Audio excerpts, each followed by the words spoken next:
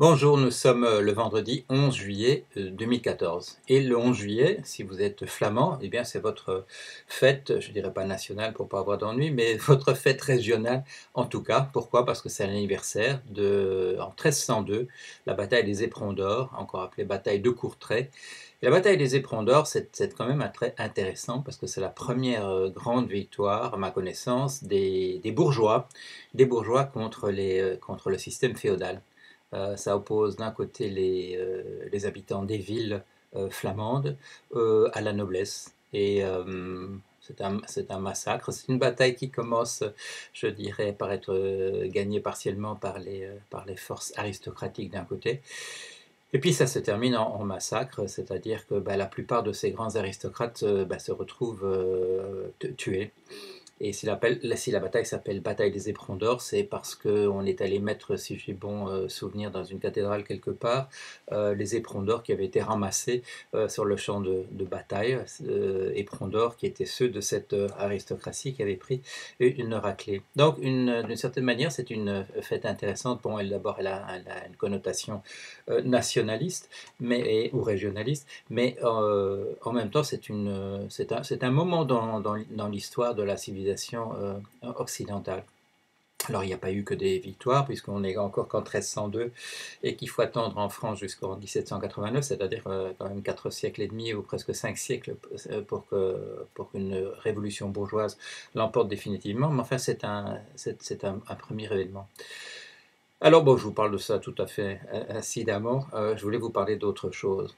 Euh, Moi, j'ai fait un bouquin qui s'appelle Le capitalisme à l'agonie.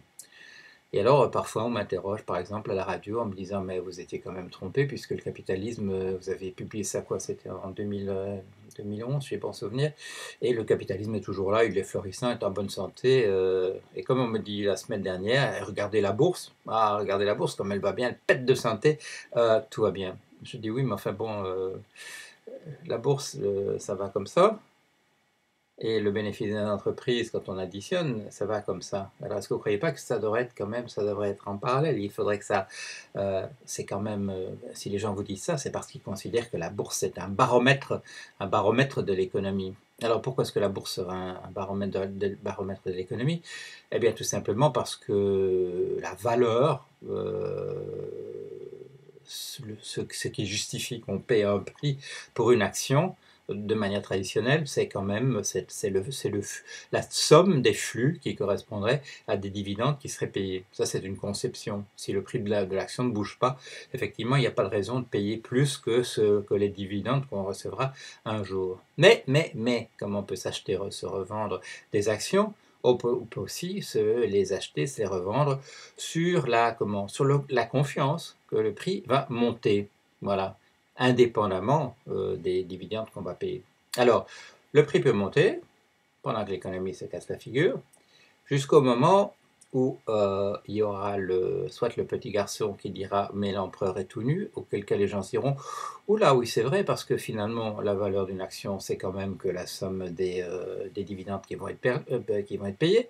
Par conséquent, ces gens-là vont revendre en se disant « il vaut mieux être le premier à revendre plutôt qu'être le dernier ». Parce que si je suis le dernier, je pourrais revendre qu'à un prix très bas. Si je revends maintenant au haut de la courbe, je vais gagner beaucoup d'argent. Voilà. Donc, c'est-à-dire, c'est un système qui devient critique, comme on dit en physique, c'est-à-dire que ça dépend, le fait qu'il fonctionne commence à dépendre essentiellement de ceux qui sont en train de jeter un œil sur la sortie. Voilà. Et donc, le système est en fait au bord de l'écroulement. Alors, pourquoi est-ce que cette bulle a gonflé, cette bulle boursière? Eh bien parce que les États, qui ne sont pas bêtes, se sont réunis et ont dit, écoutez, si nous, on gonfle artificiellement cette bulle, ça peut marcher. Si on est tous là, avec nos fonds de pension, avec tout l'argent dont nous disposons en tant que nation, si on le met dans la bourse, tous ensemble, si on se met d'accord, on a vu, il y a un article qui a été fait récemment qui montrait que ce sont des sommes très très très importantes, les États ont gonflé la bourse. Résultat, le prix des actions n'a plus aucun rapport avec les dividendes qui peuvent être payés, c'est uniquement de la méthode de Coué, voilà. Alors, un système qui fonctionne uniquement sur la méthode Coué, sur le fait que tout le monde y croit en même temps, bah, il est fragile. Il est fragile parce que ça peut sauter à n'importe quel moment. Alors, c'est en train de ce qui s'est passé depuis hier, parce que figurez-vous que ce système est dans une telle fragilité que si une banque portugaise qui s'appelle Espírito Santo éternue, eh bien, tout commence déjà à s'écrouler. Alors, ça montre l'état dans lequel il se trouve. Je n'ai pas d'animosité particulière par rapport à nos amis portugais, mais une de leurs banques, ça ne devrait quand même pas faire s'écrouler l'ensemble du système mondial, hein, si le système était solide. Or voilà, bon, c'est une banque, quand on regarde comment elle fonctionne, eh bien, elle est faite d'éléments. Il y a la holding company est au Luxembourg et d'autres morceaux sont au Portugal. Et alors ces gens, ben, ils ont compris comment ça marche le système capitaliste, c'est-à-dire que quelle est la fortune en réalité de cette compagnie? Eh bien, ce sont des actions que chacun des morceaux a dans les autres. Voilà. Incestuous, disait le commentaire, un commentaire hier du Wall Street Journal. Oui, c'est ça, c'est un système complètement... pardon, c'était pas ça, c'était pas dans le Wall Street Journal, c'était en fait un journaliste dans une vidéo du Financial Times. Il disait, bah, c'est un système complètement incestueux. La valeur dépend simplement des... voilà, vous créez, vous, trois compagnies, et la richesse de ces trois compagnies, ce sont les actions qu'elles achètent les unes dans les autres. Voilà. Il n'y a rien que du vent. Dans ce cas-là, il y a quand même une banque derrière.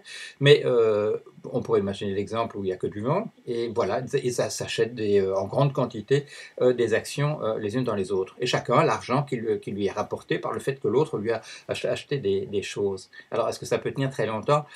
Non, non. C'est pour ça que le fait d'avoir écrit un livre qui s'appelle Le capitalisme à l'agonie, même si c'est il y a 3 ans, je ne crois pas que ça mette véritablement ma réputation en question. Parce que nous avons un système maintenant qui est un système qui est constitué essentiellement de bulles. Ces bulles, je viens de l'expliquer, ce sont des nids à ce qu'on appelle la rétroaction positive. Et positive, dans ce cas-là, ça ne veut pas dire que ce soit une bonne chose. Ça veut dire simplement que les effets boule de neige, les réactions en chaîne sont concentrées là-dedans. C'est-à-dire qu'on a un système qui est d'une contagion, où la contagion est extraordinaire, où les effets d'emballement sont là inscrits à chaque endroit. Alors, nous avons des dirigeants qui ont essayé de réparer le capitalisme depuis 3 ans, depuis 6 ans si on compte depuis 2008. Et alors, ils ont une recette à eux, ça s'appelle le moins-disant fiscal, c'est-à-dire, voilà, on va créer des zones où il ne faut pas payer d'impôts. Et par exemple, nous avons, nous, au sein de la zone euro, mais nous l'avions déjà au sein de l'Europe des six, nous avons un pays qui, encore qu'à l'époque de l'Europe des six, le Luxembourg n'était pas déjà un paradis fiscal. Nous avons un grand paradis fiscal au milieu de nous-mêmes, qui peut abriter des compagnies comme la holding de la Espírito Santo. Nous avons un système qui est fondé sur le moins-disant juridique, le moins-disant fiscal. Et M. Draghi l'a bien rappelé, c'était pas hier, c'était avant-hier, notre seule variable d'ajustement, c'est le moins-disant salarial. Si ça ne marche pas, si notre truc est complètement cuit, eh bien, on peut toujours quand même baisser les salaires. Voilà. Voilà où en sont ces gens-là. On essaye de réparer la zone euro. Qu'est-ce qu'il faudrait faire? Il faudrait éliminer le fait qu'il y ait un paradis fiscal au beau milieu quand même. Ah, ce serait quand même la première chose à faire. Unification fiscale. Si on veut fédéraliser la zone euro, unification fiscale, qu'on ait le même système fiscal au moins dans les 12 pays de la zone euro. Pardon, des 16 ou 17 pays de la zone euro, que ça fonctionne quand même de cette manière-là. Unification du système social, et pas simplement en ramenant tous les salaires à zéro, en essayant de faire survivre un système qui protège les gens contre le fait que le travail est en train de disparaître.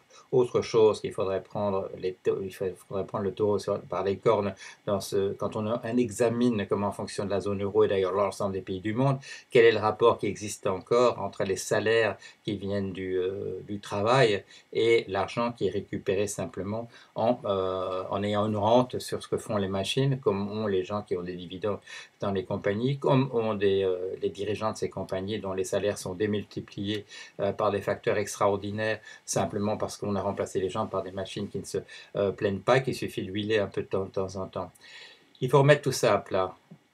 On me dit pourquoi est-ce que vous écrivez un livre sur Keynes? Oui, ça ne sert à rien d'écrire un livre sur Keynes pour essayer, je dirais, de promouvoir certaines de ces idées comme le plein emploi. On n'aura plus le plein emploi. Et déjà, je dirais, c'était une des fragilités dans le système qu'il proposait, c'est que c'était fondé sur le plein emploi. Et qu'est-ce qu'il appelait encore le plein emploi? Il était encore incapable de le dire. Le plein emploi, c'était le niveau d'emploi qui fait que les travailleurs ne se révoltent pas complètement. Voilà, c'est comme ça que c'était défini. Alors, le niveau d'emploi auquel les travailleurs ne se révoltent pas complètement, on ne peut plus l'atteindre. On ne peut plus l'atteindre. On s'est remplacé on a remplacé le travail manuel par des machines. On a remplacé le travail intellectuel par des logiciels. Il faut poser le problème autrement. Il faut mettre les choses à plat. Il faut mettre à plat ce système fondé uniquement sur une connexion entre des noyaux qui sont constitués de rétroactions positives, c'est-à-dire de choses soumises à l'emballement définitif.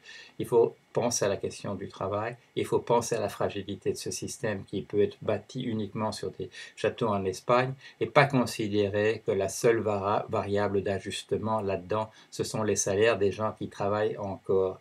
Monsieur Draghi, si vous avez un tout petit peu de jugeote, réfléchissez à ce que je dis là.